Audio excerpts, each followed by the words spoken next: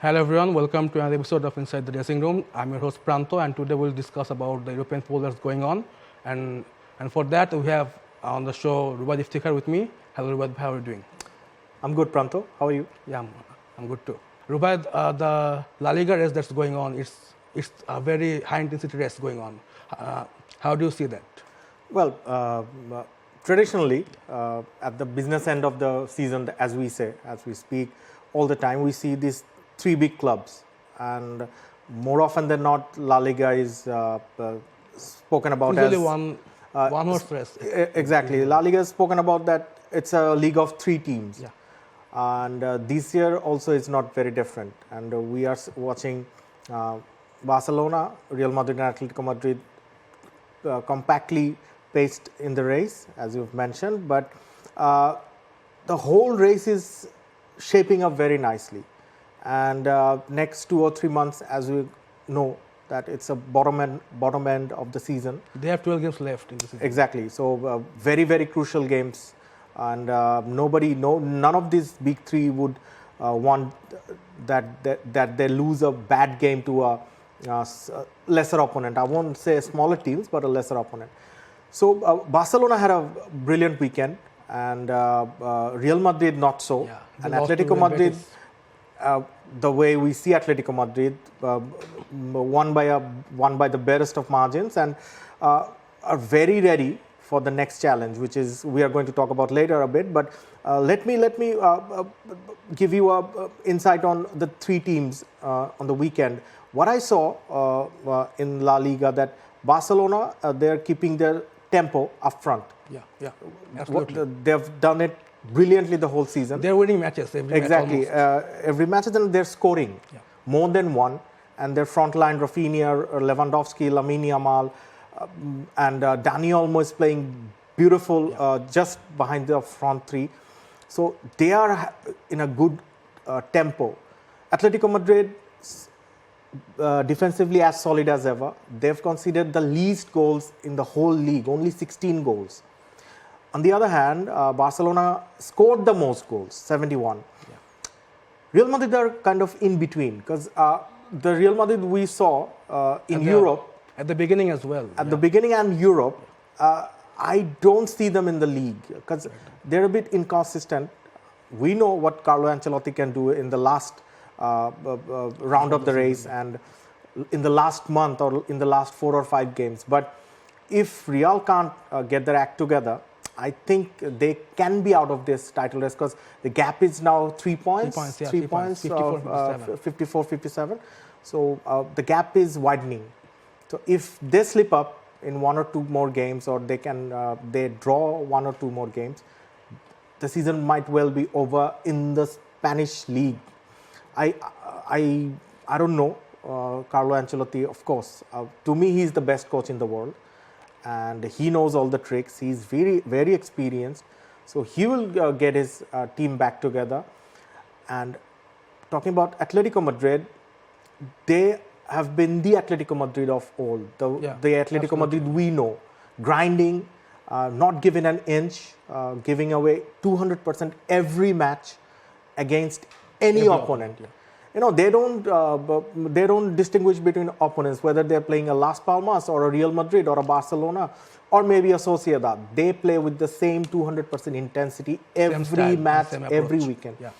And Diego Simeone's philosophy is that what the danger of playing high intensity football is that at the end part of this season, especially we are right now, teams tend to get fatigued and some tired legs start to show up. But fortunately, Atleti have a bigger squad this season. They have better replacements in each of the positions. So especially, I would like to mention the signing of Julian Alvarez. I think this has been the signing of the season.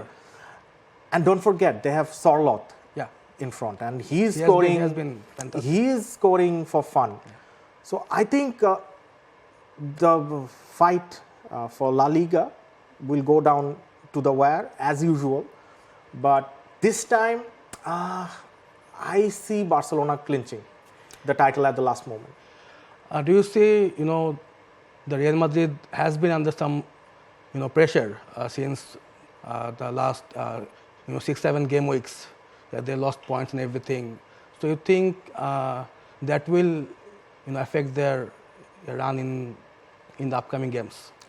Well, Real Madrid have been suffering for like locally, I mean La Liga wise, mainly for two reasons: the defensive frailties and the midfield they lost. The injuries as well. Of course, injuries are a part and parcel, but remember, Real Madrid for a better part of a decade had Toni Kroos, Casemiro and Luka Modric. You cannot replace these players. You can't. You cannot. I know they have Valverde, I know they have some Rodrigo, good players, but you cannot replace those three. So it will take some time, and we for a longer stretch, for a longer race like La Liga, it can cause trouble, and it has cost Real Madrid a few games. Yeah. But in a knockout tournament like Champions League, the problem doesn't affect them so much. I was going to ask you this question. In the Champions League, Real Madrid and Atletico Madrid face each other. Do you think Atletico does have the upper hand this time?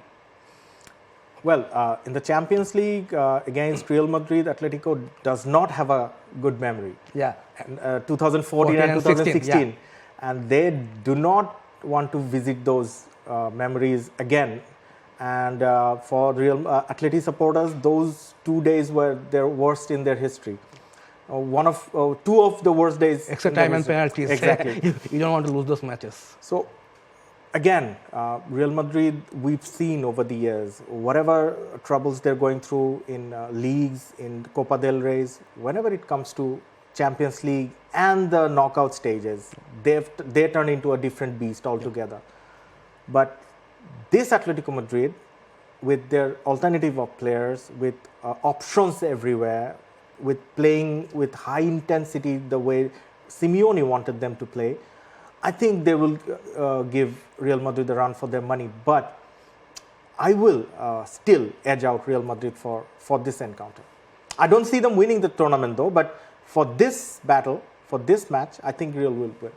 And how would you see the Barca's match against Benfica this week as well in Champions League? Well, the first match between these two At Benfica's home, yeah. At Benfica's home, they will play at the last match between these two teams has been touted as one of the games of the season. 5-4. Absolutely, 5-4, yeah. And it was 4-4 till the dead. Yeah. And Rafinha scored. Rafinha scored the goal. And it was 5-4 and 9 goals. So goals, lots of goals, and Benfica plays like that. Barcelona plays a very high line defense for trapping, for offside traps for the opponents, and they attack all the time. 90% of the time we see Barcelona go on the attack. Yeah. Benfica is not a different team. Similar as well. Similar approach. I'm not going to say they're similar in skills and talent.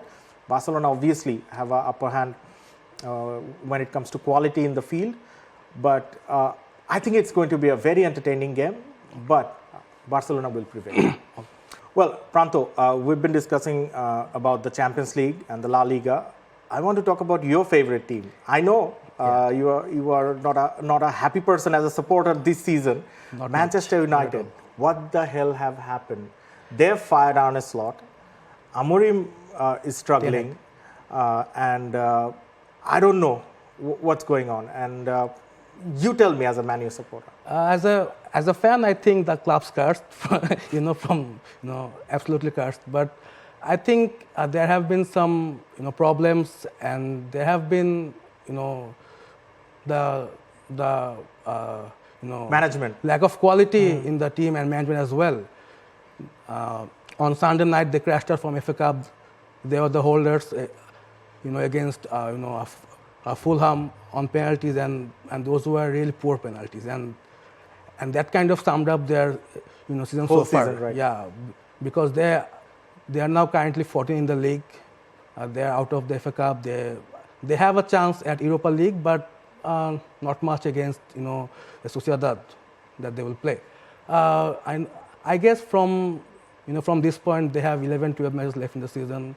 I guess what they can look for is maybe in ending the season from 13th, 14th, and that will be really, unfortunate for them. And of course, in terms of Europa League, they will look to go as far as they can, but I don't see any hopes. Best wishes, Pranto, for the end of the season. Thanks. So everyone, that was it for today. We'll come back with an episode tomorrow. Until then, stay with the listen. Thank you.